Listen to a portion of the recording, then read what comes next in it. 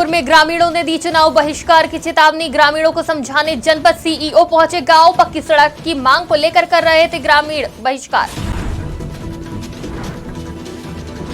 सतपाल महाराज ने की press conference, लोगों से की डबल इंजन सरकार बनाने की अपील। कांग्रेस पर साधा जमकर निशाना। जयराम रमेश ने साधा भाजपा पर निशाना। शराबबंदी को लेकर दिया बड़ा बयान। कहा, शराब मामले में 1 से 18 नंबर पर पहुंचा छत्तीसगढ़। बिलासपुर विधानसभा से बीजेपी प्रत्याशी अमर अग्रवाल ने चांटापारा और पोस्ट ऑफिस के आसपास के क्षेत्र में सघन जनसंपर्क किया और अपने दलबल के साथ वोट की मांग की। नमस्कार, आज की खबर में आपका स्वागत है। मैं हूं आपके साथ शिखा मेहरोत्रा। शुरुआत करते हैं छत्तीसगढ़ खबरों की। बिलासपुर विधानसभा से जोगी कांग्रेस के विधायक प्रत्याशी अखिलेश पांडे ने अपना तूफानी जनसंपर्क शुरू कर दिया है। मीडिया से बात करते हुए अखिलेश ने बताया कि विगत 1 से 1.5 महीने पहले ही उन्होंने डोर टू डोर कैंपेनिंग का कार्य करते हुए जनता से अपने लिए आशीर्वाद मांगा। उनका यह भी कहना है कि इस बार बिलासपुर की जनता नया चेहरा देखना चाहती है और जोगी कांग्रेस को भारी बहुमत देखते हुए उन्हें बिलासपुर का विधायक बनाएगी। जी देखिए, अभी हमने कैंपेन स्टार्ट कर दिया है और जैसा कि आप सभी जानते हैं कि मेरा कैंपेन पिछले 1-1.5 महीने से चल रहा था और मैं तो लोगों के घर घर जाकर 1 रुपये कलेक्ट करके 5,000 रुपये मैंने जमा किया था। तो लोगों का बहुत अच्छा पॉजिटिव रिस्पांस है और जोगी कांग्रेस को लेकर लोग बड़े मतलब कहना चाहिए कि उत्सुक हैं कि हम जोगी कांग्रेस को इस बार जिताएंगे और बिलासपुर में आपको एक परिवर्तन की लहर देखने को जरूर मिलेगी इस बार। हम मेरी जानकारी के हिसाब से 49 सीटों पे हम लड़ रहे हैं और आगे पीछे थोड़ा बहुत ऊपर नीचे हो सकता है। अभी एग्जैक्ट मुझे जानकारी नहीं, क्योंकि मैं कैंपेन में लगातार बिजी हूँ तो बाकी चीज़ों पर मैं फोकस नहीं कर पा रहा। क्या खास मुद्दे लेकर आप? जी देखिए, मैं बिलासपुर के लोकल मुद्दों पे कर रहा हूँ। एक तो अरपा नदी की हालत आप देख चुके हैं, दूसरा बिलासपुर का जो विकास है, इंफ्रास्ट्रक्चर डेवलपमेंट शून्य है, तीसरा जो है युवाओं को लेकर कोई योजनाएं नहीं है। जो अभी ये बेरोजगारी भत्ता दिया जा रहा है ये सिर्फ चुनावी रेवड़ी है और ये परमानेंट इलाज नहीं है। इसके अलावा जो क्राइम रेट बढ़ा हुआ है बिलासपुर में उसको कम करना है, नशे को कम करना है। तो ये जो लोकल मुद्दे हैं उस पर को लेकर हम चल रहे हैं और लोकल मुद्दे को सॉर्ट आउट करने का प्रयास करेंगे। जी देखिए, कांग्रेस के प्रत्याशी हों या बीजेपी के प्रत्याशी, बहुत अनुभवी लोग हैं, बहुत दिग्गज लोग हैं, उनके सामने तो मैं बहुत छोटा हूं अभी।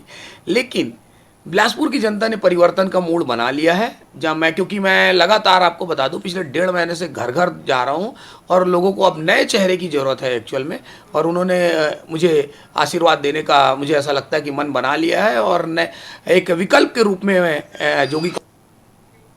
बिलासपुर विधानसभा से कांग्रेस प्रत्याशी शैलेश पांडे ने अपना धुआंधार जनसंपर्क किया अपने दलबल के साथ। शैलेश पांडे ने आज तोरवा शिव मंदिर और गांधी चौक के आसपास जनसंपर्क किया। साथ ही बीजेपी को घेरते हुए कहा कि 15 साल बीजेपी ने राज किया लेकिन बिलासपुर को खोदापुर जैसी स्थिति में डाल दिया। शैलेश ने कहा कि इस बार फिर बिलासपुर की जनता उन पर विश्वास करेगी और कांग्रेस को भारी बहुमत से विजय दिलाएगी।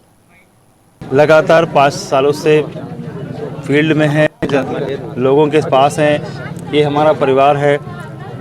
तोरवा वार्ड जो है हमारे पूरे परिवार जैसा है। लोगों के पास यहाँ पर बोर की समस्या थी, बोर का समाधान किया। पानी की दिक्कत आती थी, कई वार्डों में जो समस्याएं थी उसके लिए फ़ंड भी दिया 5 साल तक और काम लगातार कर रहे हैं। लोगों के बीच में जा रहे हैं, लोगों में किसी प्रकार की कोई दिक्कत नहीं है और पानी वगैरह की समस्या को लेकर भी बात आती है तो उसका समाधान समय समय पर किया जाता रहा है और ये बात मोहल्ले वासी, हमारे वार्ड वासी सब जान रहे हैं, देख रहे हैं। और लोगों में इस बात की बहुत खुशी है कि सरकार ने बहुत अच्छे से काम किया।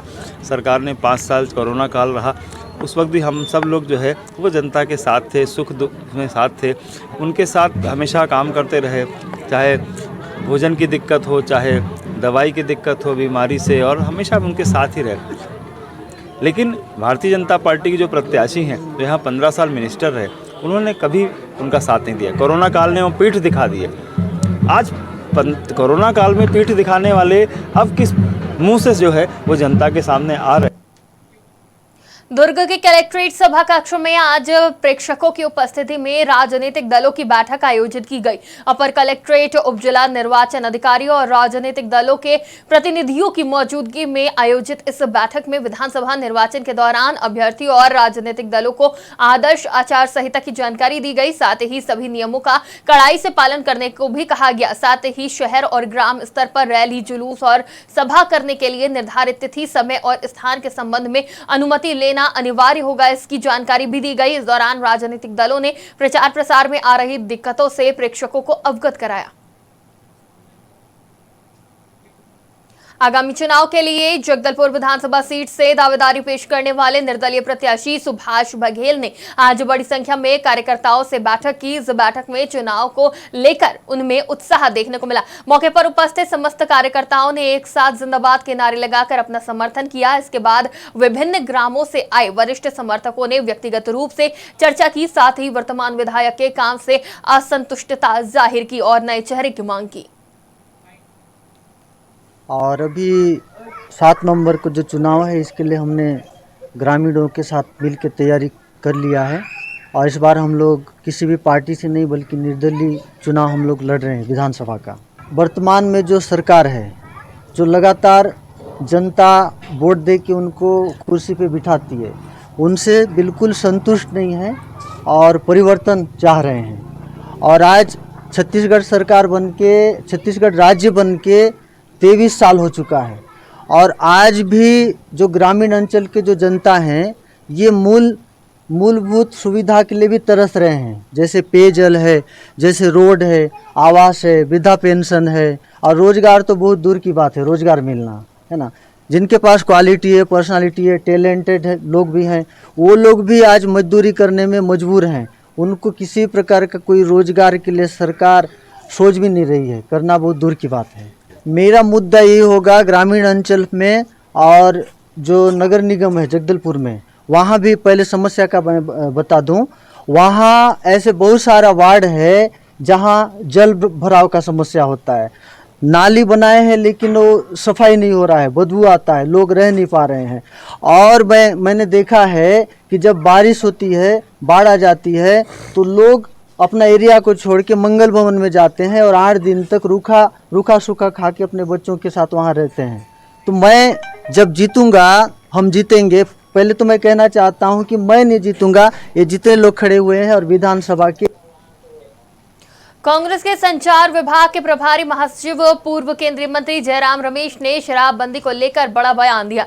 शराब को लेकर उन्होंने कहा, रमन सिंह सरकार के समय छत्तीसगढ़ पहले नंबर पर था और आज कांग्रेस सरकार में 18 नंबर पर है। ये बड़ी उपलब्धि है। 2013 में हमने कर्ज माफी का वादा किया था और कर दिखाया और वही गारंटी इस बार भी दे रहे हैं कि रमन सिंह सरकार के समय छत्तीसगढ़ पहले नंबर पर था शराब के कंजम्पशन में और आज 18वें नंबर पर, वो भी एक बड़ी उपलब्धि है। इस 2013 में जो हमने वादे किए थे, एक बहुत बड़ा वादा हमने किया था कर्ज माफी, और लोगों ने पूछा कैसे करोगे, और हमने कर दिखाया और वही वादा हम कर रहे हैं 2018 में भी।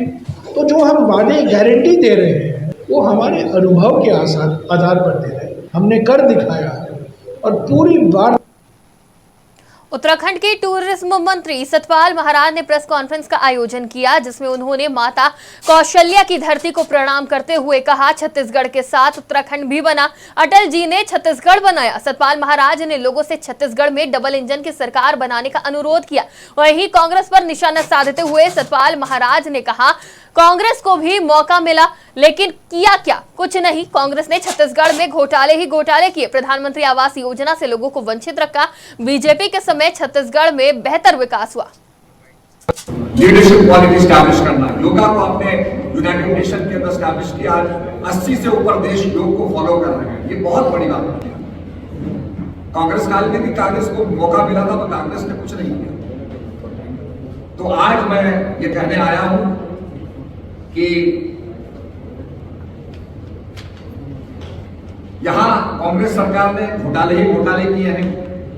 आपके सामने शराब घोटाला है 2000 करोड़ का, कोयला घोटाला है 500 करोड़ का, गोठान लोगों का जो बाड़ा होता है उसका घोटाला है 1300 करोड़ का, पब्लिक डिस्ट्रीब्यूशन सर्विसेज में फूड सिविल सप्लाई का 600 करोड़ का घोटाला है, प्रधानमंत्री गरीब कल्याण अन्न योजना में भ्रष्टाचार है, रेत माफियाओं को बढ़ावा मिला है, ट्रांसफर पोस्टिंग में घोटाला हुआ है, हर घर नल योजना जो बहुत कल्याणकारी योजना है पूरे देश ने जिसको अप्रिशिएट किया है, हमारे पहाड़ों में जो लोग जिसकी प्रतीक्षा कर रहे हैं कि पहाड़ों में हमारे घर घर पानी आएगा, उसमें हजारों का घोटाला है। और आपने नए सोर्स को टैप नहीं किया बल्कि पुराने सोर्स पर ही और नलके जोड़ दिए, तो पानी कहां से आएगा? प्रधानमंत्री आवास योजना के तहत 16 लाख लोगों को वंचित रखा गया, एक छत से वंचित रखा गया। इस प्रकार की प्रधानमंत्री आवास योजना के तहत जो 16 लाख लोगों को मिलना था वो, और उसके साथ साथ आप देख रहे हैं कि धर्मांतरण किस तरह से होता जा रहा है, गरीबों को प्रलोभन दे करके आप धर्मांतरण कर रहे हैं, ये नहीं होना चाहिए। हमारे उत्तराखंड के अंदर आपने बड़ा सख्त कानून पास किया है धर्मांतरण के ऊपर कि प्रलोभन से आप किसी का धर्म नहीं बदलते हैं। और भगवान गीता में भी कहते हैं कि अपना जो धर्म है वो श्रेयकर है। तो कहने का मतलब यह है कि हमारे देश में इस प्रकार से प्रलोभन देकर के धर्मांतरण हो, ये उचित नहीं है। अपना जो वंचित है, गरीब है, आदिवासी है, वो अपने धर्म की रक्षा कैसे कर पाएगा? इसके साथ साथ सभी पत्रकार बंधुओं का मैं अभिनंदन करता हूं।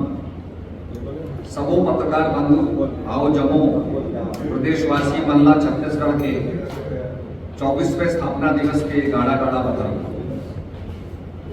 माता कौशल्या जी के भूमि प्रभु श्री राम के ननिहाल छत्तीसगढ़ को मैं प्रणाम करता हूं। आपके यहाँ की जो संस्कृति है, जैसा कि मैंने पता लगाया, लगभग 10,000 साल पुरानी संस्कृति यहाँ पर है। मूण और कुषाण सभ्यता के अवशेष यहाँ पर मिले हुए हैं। तरीघाट जिला दुर्ग खानपुर नदी के पास बहुत बड़ी सभ्यता अभी छुपी पड़ी है।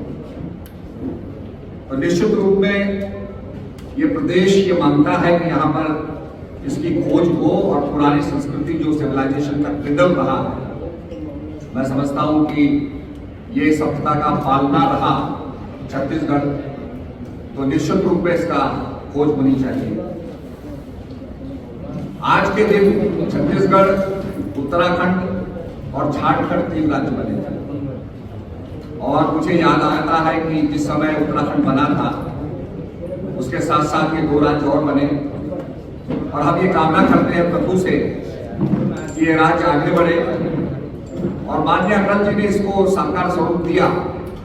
वो जानते थे कि छत्तीसगढ़ में उनकी सरकार नहीं बनेगी, फिर भी उन्होंने राज्य के निर्माण में कोई बाधा नहीं रखी, इसको तेज गति से किया। संसद में ये साधारण बिल पास हुआ और छत्तीसगढ़, झारखंड और उत्तराखंड तीनों राज्य के रूप में परिवर्तित हुए। इसके साथ साथ उत्तराखंड छत्तीसगढ़ के बड़े संबंध रहे हैं। उत्तराखंड में भगवान विष्णु का मंदिर बद्रीनाथ जी, छत्तीसगढ़ में शिवरी नारायण का मंदिर है। विष्णु की ये स्थली रहा है, पूजा स्थली रहा है। और निश्चित रूप में भविष्य में हम लोग उत्तराखंड, उत्तर प्रदेश और छत्तीसगढ़ को रामायण संकेत के रूप में आगे बढ़े। सूरजपुर में भैया थाना ब्लॉक के रजनी गांव के लोगों की चुनाव बहिष्कार की चेतावनी के बाद जनपद सीईओ गांव पहुंचे, जहां घंटों समझाने के बाद ग्रामीण मतदान के लिए राजी हुए। दरअसल 350 जनसंख्या वाले रजनी गांव में पक्की सड़क के अभाव में ग्रामीण बेहद परेशान है, जहां वर्षों से ग्रामीण पक्की सड़क की मांग कर रहे थे। ऐसे में विधानसभा चुनाव में मतदान बहिष्कार के लिए ग्रामीण बैठक कर बहिष्कार का निर्णय ले चुके थे, जिसकी जानकारी मिली निर्वाचन को तो लगते ही जनपद सीईओ टीम के साथ गांव में पहुंचे और ग्रामीणों को पक्की सड़क बनाने का आश्वासन दिया। वहीं मतदान के लिए जरूर जागरूक भी किया गया, जिसके बाद ग्रामीण चुनाव में मतदान के लिए तैयार हुए। बहिष्कार इसमें किए थे कि हमारा रोड पक्की नहीं था, इसलिए हम लोग किए थे बहिष्कार। लेकिन अब सीओ साहब के द्वारा समझाइश किया गया और हम उसमें मान गए। अब वोट हमने डालेंगे। हाँ, पूरा गांव मान गया है और सबको मैंने सीओ साहब ने समझाए हैं और हम लोग मान गए और हम लोग वोट डालेंगे। क्या आश्वासन दिया गया कि आपका प्रक्रिया चालू है, हैं अब धीरे धीरे करके बनेगा वो। ये थे कि ताकि हमको रोड पक्की होना चाहिए यहाँ से लेके यश घाट तक। सीओ साहब आए तो वही किए कि मतलब आपका रोड बनेगा ही, तो हमको बोल के गए हैं और हम बोले कि भाई पक्की अगर रोड नहीं होगा तो वोट हम नहीं देंगे। हम ग्रामवासी को पूरा कहना यही चीज़ है, यहाँ डालेंगे सनराइज के हिसाब से। अगर फिर ऐसे ही करेंगे तो अगले भी चुनाव में हम लोग बोल सकते हैं। यहाँ पे लगभग 350 लोगों की बस्ती है, 40 घर है। बैद्यनाथपुर का एक आश्रित ग्राम रजनी है। यहाँ पे लोगों का कहना था कि हमें बैद्यनाथपुर से रजनी तक की पक्का सड़क चाहिए, अगर हम सड़क नहीं देंगे तो हम वोट नहीं देंगे। ग्रामवासियों को मेरे द्वारा बिठाया गया, सबको समझाइश दिया गया, मतदान उनका अधिकार है, अधिकार का प्रयोग हमेशा करना चाहिए। मेरी बातों से ग्रामवासी संतुष्ट भी हुए। अब उन्होंने बोला कि हम मतदान करेंगे। भिलाई वैशाली नगर विधानसभा के निर्दलीय प्रत्याशी जयप्रकाश यादव लगातार जनसंपर्क कर रहे हैं। इसी क्रम में आज कैंप क्षेत्र में जनसंपर्क किया गया और जलेबी चौक कैंप 1 में कार्यालय का उद्घाटन भी किया गया। इस दौरान उन्होंने उपस्थित आम जनता और कार्यकर्ताओं को संबोधित करते हुए कहा कि ये लड़ाई मान सम्मान की है। भाजपा ने जिस प्रत्याशी को टिकट दिया है उसने कभी बीजेपी का काम किया ही नहीं और उसके ऊपर अनेक तरह के लोग आरोप भी लगा रहे हैं। वहीं कांग्रेस प्रत्याशी मुकेश चंद्राकर दुर्ग से आकर वैशाली नगर में चुनाव लड़ रहे हैं। क्या ये उचित है? मैं आप सभी से पूछता हूं कि क्या वैशाली नगर की जनता का इसी प्रकार दोहन होता रहेगा? और जयप्रकाश यादव ने जनता के दिल की बातों को भी सुना।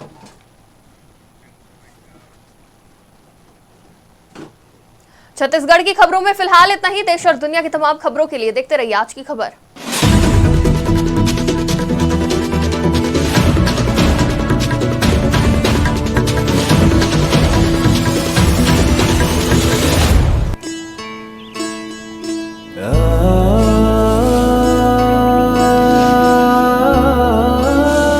शहीद वीर नारायण सिंह की जन्मभूमि हूँ मैं, शूरवीर की गाथा हूँ मैं, राम तपोभूमि का रास्ता हूँ मैं।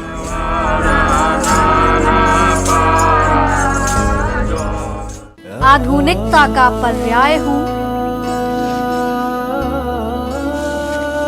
हीरे की खान हूँ मैं, खेती की शीर्ष भूमि हूँ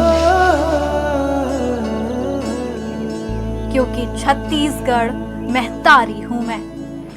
आज की खबर जहां हम वहां।